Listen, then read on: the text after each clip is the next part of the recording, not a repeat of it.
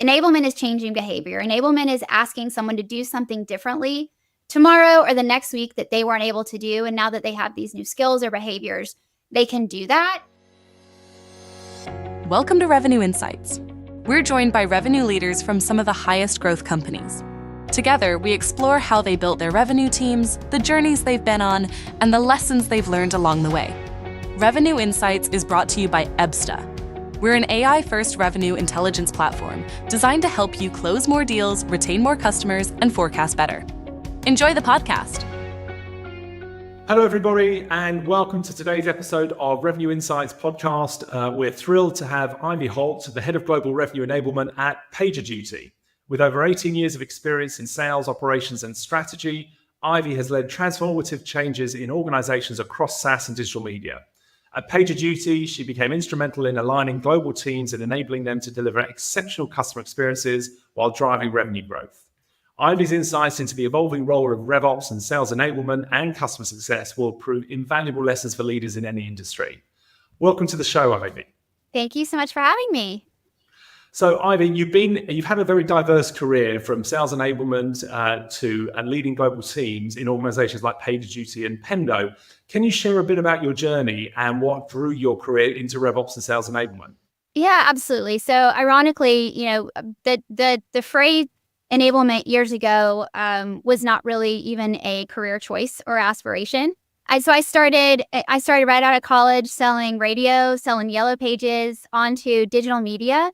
And it, again, kind of the original subscription is, for those of you watching at home, we used to have something called the Yellow Pages. It was the original first Google. In that experience, I learned the true secret magic that comes along with cold calling all the way up to strategic level conversations where it takes multiple meetings and multiple people to have those conversations. And kind of in that path and in that journey, I ended up in a management role from being in a leadership development program at GE. All roads led to, I was a really great resource that could scale internally. So instead of me kind of individually meeting with customers and selling one deal at a time, I was promoted into a training and then a management position across a couple of states with AT&T. That landed me again kind of in the original subscription space.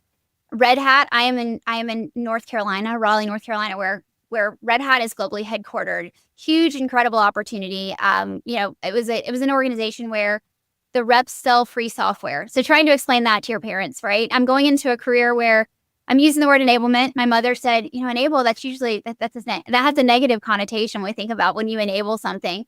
But the reality is revenue enablement is providing a space and a place where we know that sales and marketing and product all need to have consistent messaging, consistent conversations, and a consistent approach. And I feel like where it's, again, kind of that magic has happened is having a communications and journalism background coupled with my true sales experience has been a really great segue. And for me to be able to translate from the land of speak from a sales rep to what the IT or technology group is trying to ask, all the way from the speeds and feeds that we need to translate into customer language for our products and services. And so I was at Red Hat almost 7 years. I was in at Pendo and then was recruited by PagerDuty. And I love the technology space. I love fast growing technology. I think that's the part where, having been a seller for a long time and then having hired sellers to go into training, enablement, professional development has been a great opportunity, because the reality is, in that fast pace, it's constantly changing. You've got products launching, messages evolving, competitors being introduced. And I think, again, from a sales perspective, there's never a dull moment, and no 2 weeks are ever the same. Makes a lot of sense. And I think one of the biggest challenges is aligning the disparate go-to-market teams. If you ask the guys in the sales team or the marketing department, all of the RevOps or enablement teams, kind of how they operate, they'll all give you slightly different answers more often than not. So how do you deal with kind of herding the cats and getting everybody to kind of align and work towards a common goal? I love this question, because I think that my day job, it's herding cats, or we like to say goat rodeo, also maybe just a Southern thing in North Carolina, but it is incredibly accurate. There are so many different business owners within any corporation. And I think, again, having a background in sales and communications has been a really great foray for me to be able to have conversations at authentic levels across different groups, across varying seniority levels as well. I think a big part of the success is around communications and getting people aligned from the very beginning. And, there's a variety of ways that you can do that. You can have advisory councils. You can have advisory boards. You can have one-on-one meetings. You can also be very intentional with, here is what the enablement organization does and how we do it. Then meeting with marketing and product marketing, because again, marketing and product marketing are different than field marketing.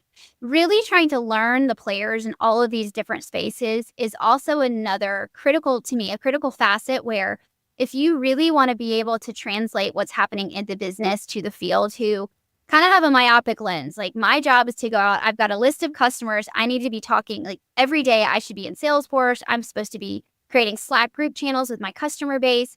How do we as an organization, which is I think where enablement fits really well, how do we distill the noise from product, from IT, from the people team, from legal, from even the sales organization itself?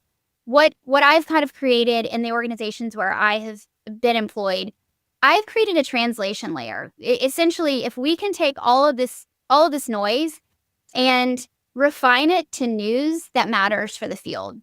That for me is a way that we have done something very intentional to try and, again, just take the distractions out, take the noise away, and distill the messaging and prioritization for the field so that they know quarter over quarter, week over week, okay, here are the most important things that I need to know, do, say, show with my customers. But a lot of that, again, it's good old like relationship building, communications, and again, being really clear what's above the line and below the line. And I think that's a part where a lot of times enablement, it's like I've seen it referred to as the junk drawer. Like everything oh, that's an enablement problem. Oh, we need to talk to the enablement team. Oh, that's something where we need to get training and develop involved.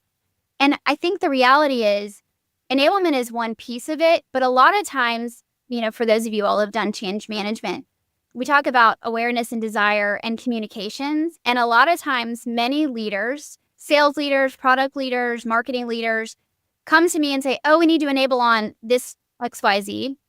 A lot of times we're talking about a communication. That is not the same. Enablement is changing behavior. Enablement is asking someone to do something differently tomorrow or the next week that they weren't able to do. And now that they have these new skills or behaviors, they can do that. So again, I think it's a combination of communications and then alignment on what the enablement function is meant to serve. And again, when everything is urgent and everything is important, it's very hard for a sales rep to actually consume any of it. That's fascinating. And I've written down lots of notes there. I love this idea of taking all the content and turning it into that translation layer, and really talking the language of the people that are receiving the information. And I also love the point you made about enablement really is about changing behavior. It's not just about learning a particular tool.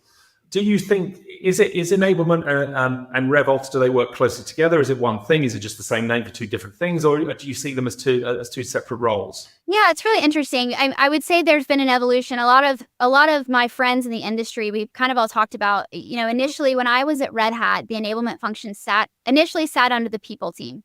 So we reported up to the vice president of people, because when you thought of enablement and training, professional development. So that's where the HR courses lived and the compliance courses lived. So we sat in this place where we weren't as connected to sales. And I think that, again, sometimes that was a really positive thing because we had the opportunity to work with other professional development organizations. But it was kind of the island of misfit toys. Like, we're not really a people team, right? We're not really HR. A lot of us were ex-sellers. So while I was there, again, transitions happened, IBM acquisition happened. We ended up being moved into RevOps or sales ops. That I've seen in the past, and even when I was interviewing for this role, a lot of there's kind of two ways that revenue enablement sits. They either roll up to the head of sales or the head of revenue, or they're kind of being, I won't say appropriated, but like they are being put under the sales ops organization. And I think this is where there is definitely a difference between operations and enablement. I would say I'm pretty emphatic about this. So in my current org, I roll up to operations and strategy. What I am very much on message, as well as my team, I need to enable the strategies you all are articulating. I'm not going to create the account planning strategy. My team is going to enable the strategy. I am not going to create the forecasting and pipeline generation strategy. My team will take whatever the business has decided from a sales play perspective or from a sales motion perspective, or if we are updating the sales process.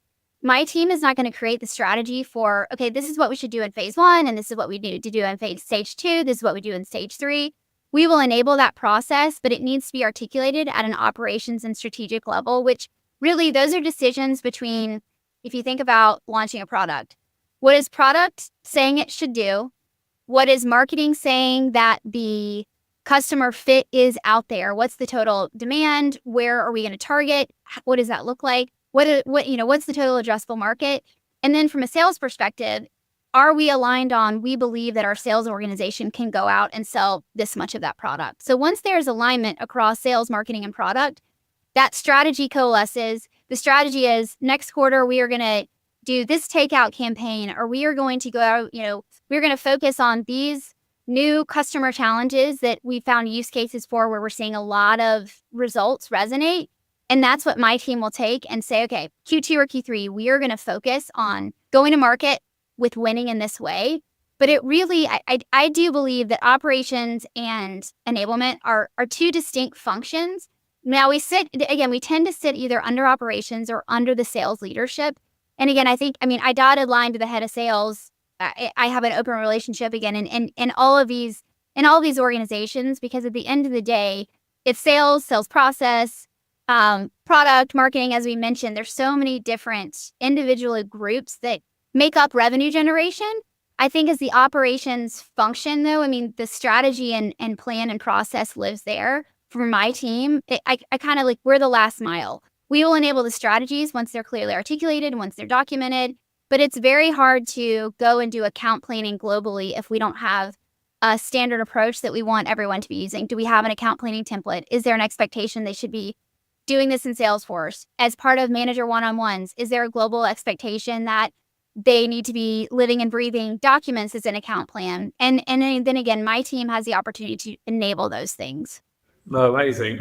And forgive me, but when I think of revenue, most of the people watching this will know that every year Evsta launches our B2B benchmark report. And I spent the last couple of weeks really knee deep in the 2025 benchmark report, which is going to be launched in the next couple of weeks. One of the really interesting data points we saw this year is that over 50% of the expansion of the revenue of new revenue coming into organizations over the last 12 months actually came from existing accounts.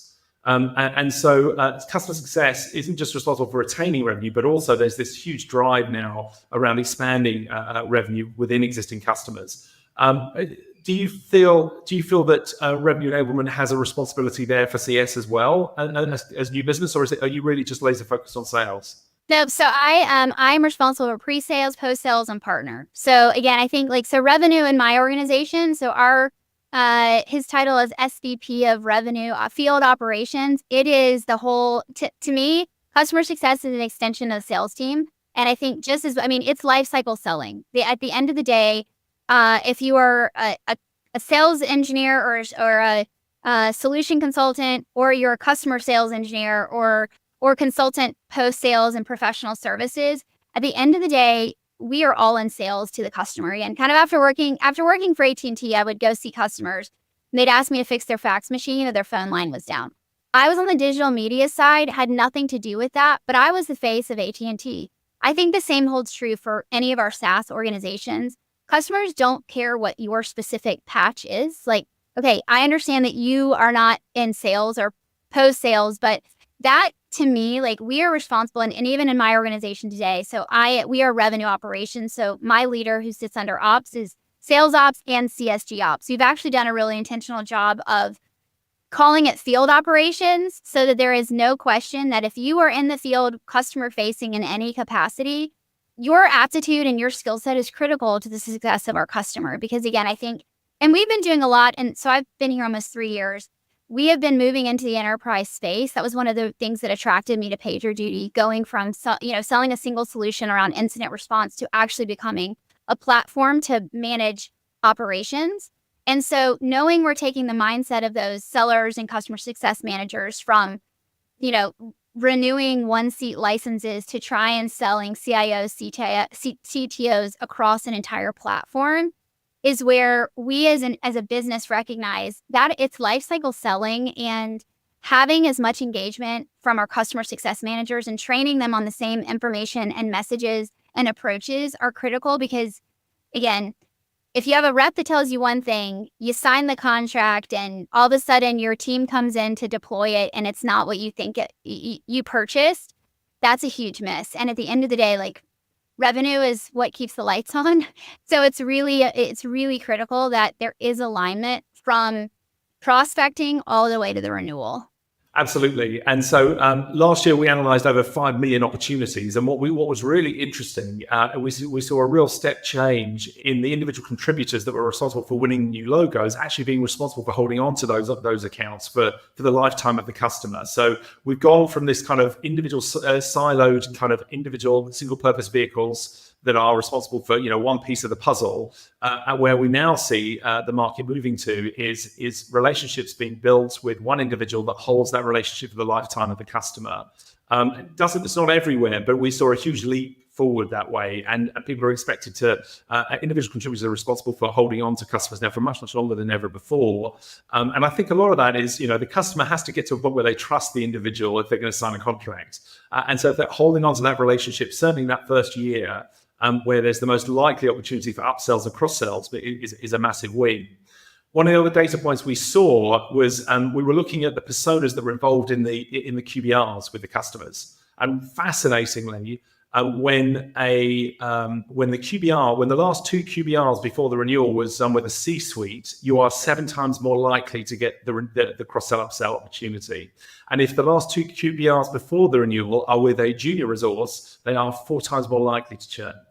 And so it's a fascinating data point to really understand that even in today's world where AI is driving so many things, relationships are more important than ever at driving revenue, especially in B2B sales. Yeah, I mean, so we're finding the same. The reality is IT is now a board level initiative. Again, prior to COVID, prior to the global outage that happened, right? I think that there were decisions that were able to be made at a lower level based on the price point. That is now, with the Great Recession, all of these things that have happened across the world, there are now more eyes on all of these decisions. And the reality is that is where we as a business, I am trying to up-level my sales organization to be comfortable getting meetings and having conversations with SVPs and our C-level decision makers and personas, because the reality is it becomes a criticality when you're offline. It becomes a criticality when you aren't using the automation and AI that's out there. And if you have conversations with lower level decision makers that aren't able to move the needle or have input and impact, again, it just continues to churn and burn that sales cycle. And so if we can get in earlier, higher in the account, higher in the business, and just as you mentioned, like, regardless of AI, regardless of the BDR and SDR bots that are out there doing the robocalls, our strongest reps and our highest performing strategic teams are truly relationship building. Like, they either have a badge that works, with our customer's logo on it on site because they're there that frequently. I mean, we are, I think everybody is trying to value sell, but it's the concept of consulting and being there as a strategic advisor. And being a strategic advisor across a platform instead of just this, again, kind of one niche, which you and I kind of chatted about earlier. But I think the reality is those relationships, it's okay to not know the answer. If you're a rep or a strategic rep, it is better for you to have a strong relationship with an honest, open, authentic leader where you can say, you know what, I'm pretty sure things do that. I don't have the exact speeds for you, but I can get those, and I'm going to bring back the right expert with you. But the relationship of earning trust and earning accountability and really, again, having the best interest of your customers' problems and challenges at heart is how we win. I think that's the part where, we're all in sales. We're all selling something. Internally, I kind of joke, like, I'm selling enablement. portfolio to my internal stakeholders as a business.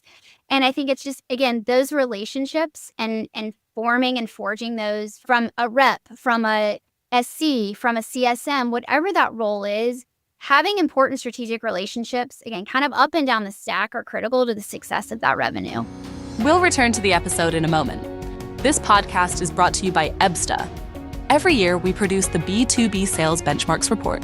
It provides insights from the analysis of billions of revenue dollars, revealing what attributes drive top sales performance and highlighting where time and money are wasted.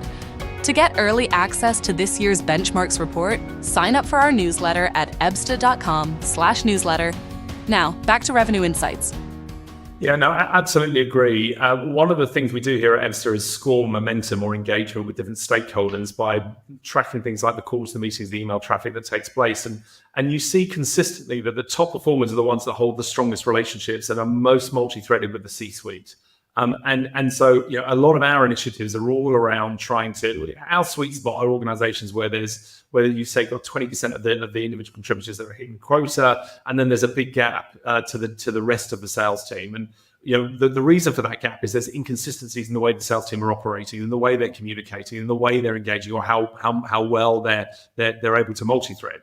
And so when you show the B and C players what the A players are doing at every stage of the sales cycle, suddenly that drive to win gets them to want to follow that journey. So I think a lot of our role here is about uncovering the secrets that the top performers are just know intrinsically, and making it easy for the B and C players to follow suit, because it's amazing how quickly, once they understand what good looks like, how quickly they can replicate that behavior. Imitation's the most sincere form of flattery, right? I think if people are always much better editors than creators. So we are doing a really intentional job of trying to align with product marketing, and you mentioned operations and that strategy piece.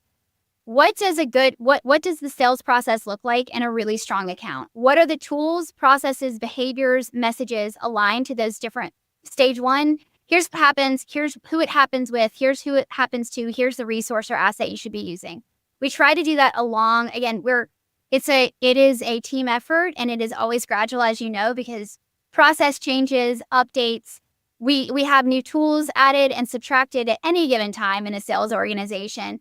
But we are really trying to expose to our new hires, and from a continuous learning perspective, here's what good looks like. So having Gong libraries where this like rinse and repeat, listen to these calls, listen to the framing, listen to the language. Here are emails or outreach campaigns where we have been able to get C-suite attention, or at least C-suite engagement from the language and the messages in this format. So I just as you mentioned, I think it's really important that we are, again, kind of that decipher layer or that translation layer where we can step by step tell you, if you do these things in this sequential order, using these narratives and these messages and these tools, you are more likely, and I think that's just what you said, like, people want to be successful. Again, no one goes into sales thinking, oh, I'm at the bottom of the leaderboard, right? Or I don't want to make it to club this year. The reality is salespeople are hungry, and I think a lot of us go into the industry because we want to help. We want to solve problems. We have that multifaceted approach. And I think too, it is a combination of people, process, and tools. So do you have the right people engaged? Are you following a coordinated and intentional process? And then again, are you using Gong? Are you using LinkedIn Sales Navigator? Just as you mentioned, like, I don't think that at the time a rep is thinking, oh, I'm not multi-thread in this account necessarily. But the data and the information and the tools that we have can really surface that in a pretty short order, where we can apply that to some pretty critical change quickly. No, I absolutely agree. So measuring the effectiveness of the revenue enablement initiatives can be a bit of a challenge. So what key metrics do you focus on to evaluate the success or otherwise of a specific enablement program? And then is there a way of tying that all the way back towards a revenue performance? I mean, if I could answer your question, I would have my own enablement agency and we'd be making millions of dollars. I mean, every time I've ever interviewed for a job, like, well, how can you tell me your enablement is effective? The reality is enablement, as I mentioned, is one of many factors when you think about from onboarding to continuous learning to sales process enablement. I mean, we obviously can measure things like ramp time faster, how quickly are they ramping now? Ramping is a fun word. A lot of people have a varietal of ways that they define that. Is it time to first deal? Is it time to first 3 deals? Is it when they're actually able to hit their quota? So, and I've definitely noticed in SaaS businesses, like people want a hard and fast. Like I want to know that there is 75% improvement from going to this 3-day onboarding course that they didn't go to before that's going to directly result in them, being able to hit their numbers. Again, as I'd said, I think that there are a multitude of metrics. There's a combination of ramp time. There's a combination of, performance metrics around revenue. What we are trying to do, and I think, again, from a systems and tools process and perspective, is we're trying to create self-paced learning. We're trying to create, on your own consumption.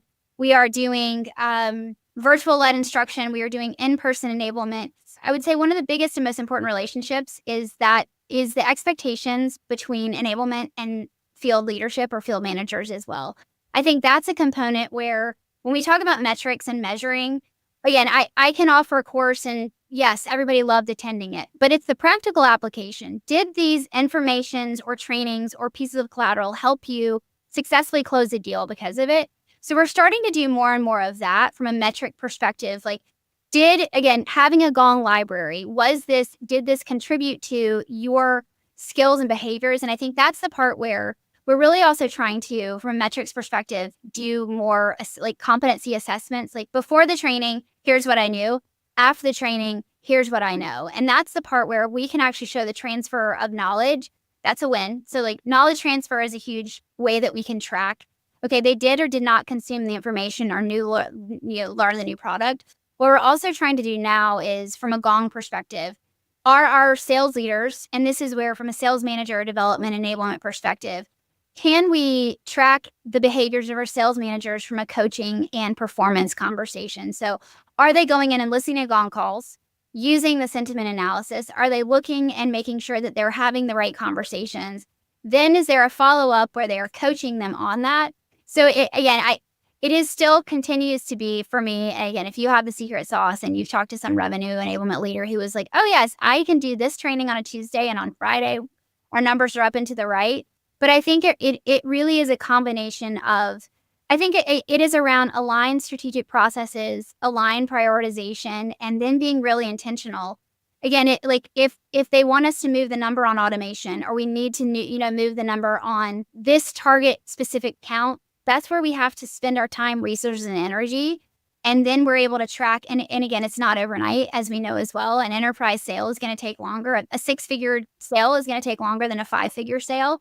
So I think patience is one of those things as well that is hard. And it's hard in sales, but I would say it's a constant evolution and constant awareness of the multiple things that are happening at any given time. And I think just what you were saying about these high performers, are the high performers the ones taking the training? Are the high performers the ones that are attending our sessions? Are the high performers the ones that are doing their own? Are they going to conferences? Are they going to trade shows? Are they also, I think that unfortunately a lot of, we talk about the sales business is one of the only ones where we don't practice. Surgeons practice, firemen practice. It's a huge thing I talk to with my sales teams. Like, an attorney doesn't go into court and not run through their conversation they want to have to the jury. They practice. And so we are trying to do on our side a lot of that. Like, you need to practice in front of each other and practice with your leaders, practice with Gong on your own, right? But all of those things, if we can show the metrics of the people who are doing the right behaviors, and then show their numbers winning, that's where we're able to kind of show those metrics. I love the thinking. And it reminds me, again, I've been knee deep in the 2025 benchmark report, and we spent a lot of time looking at qualification methodologies and how well or badly they're being adopted. And we saw a huge push in the last 12 months, lots and lots of training around, whether it's MEDPIC or BANT or SPICed and so on. And there was a lot of energy going into that. But then when you look at the data afterwards, because there was a requirement for the reps, not just to go through the exercise of actually capturing the information or asking the right questions, but the admin afterwards to then fill it out consistently in the system of record, almost consistently across the board failed. But the failure wasn't in the teaching. The failure was in expecting the salespeople to be really good admins.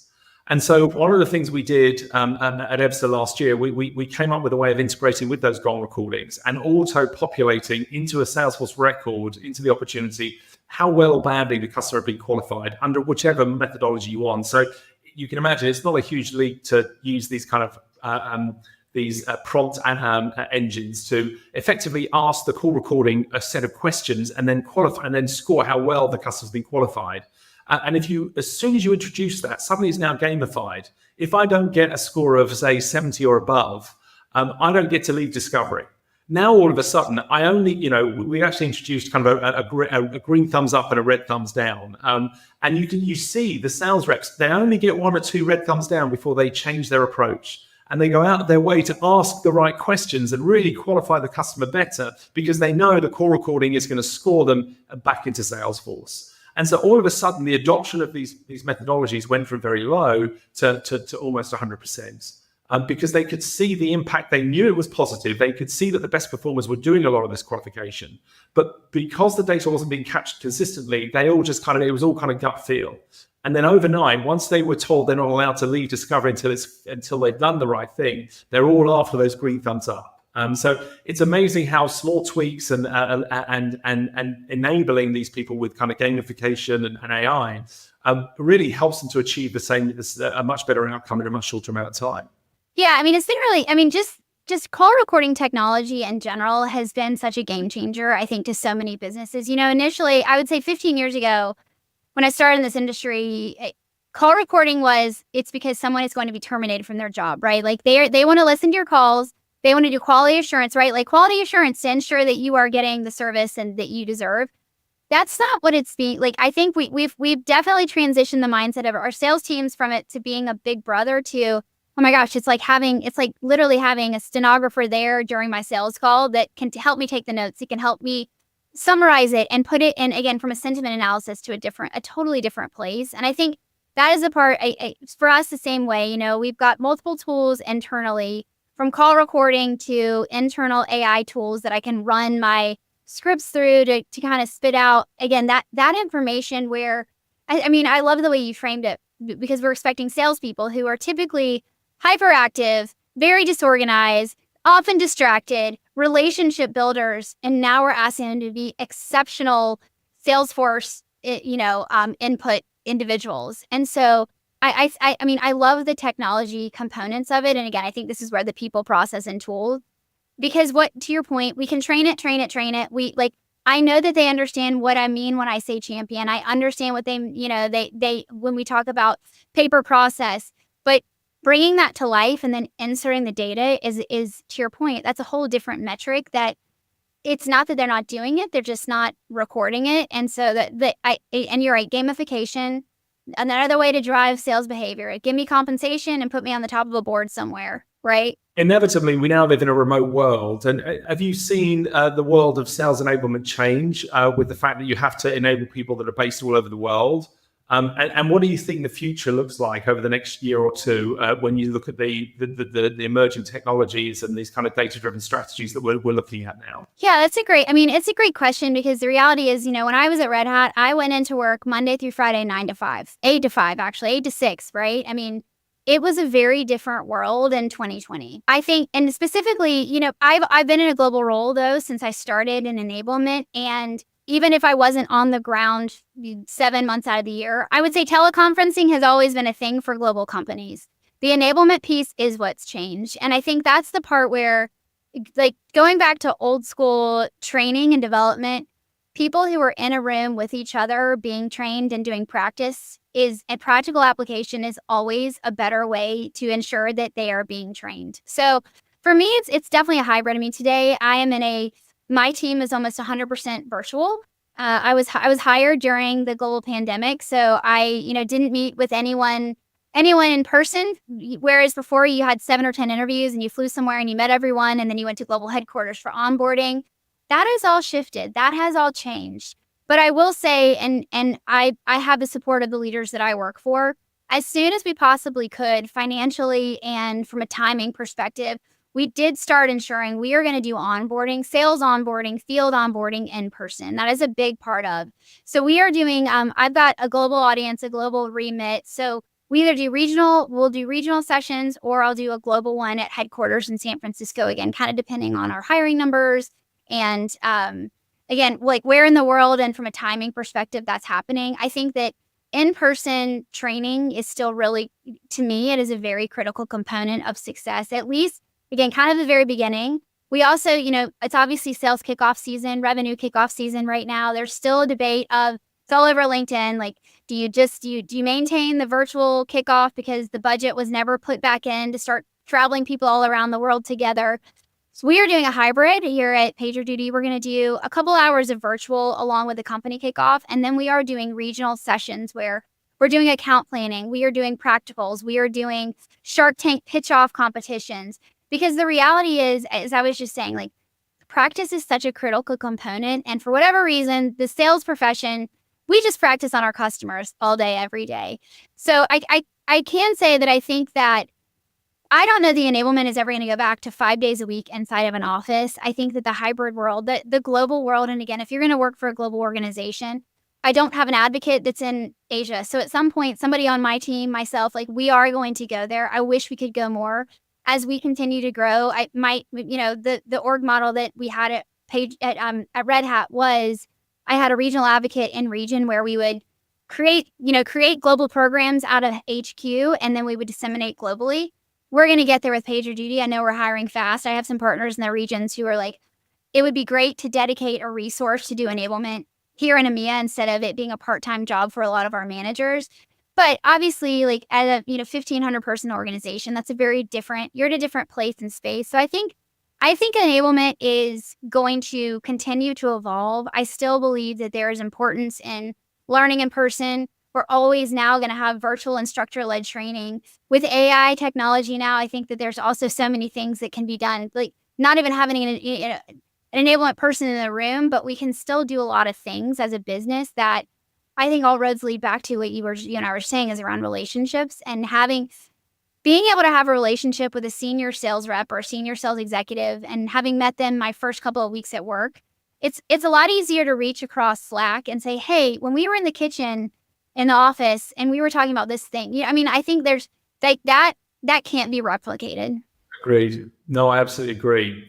So look, as we're about to wrap up, but we get a lot of people subscribing to the podcast and who are aspiring to step into kind of leadership roles in this sales enablement space. Is there a particular key piece of advice you give them on that journey? What would you suggest as to ensure success in that kind of fast changing landscape that we're all playing in now? Yeah, it's a great question. So I have everyone that I hire, almost everyone has sales experience. And I think I would say the commonality in all of us is curiosity. We're curious and we're helpers. So I think if you think about your skills and behaviors and thinking about pivoting from being in a sales role or a technical role, or maybe even some sort of corporate function, I think that enablement is a great place if you want to stay close to the customers and the sellers.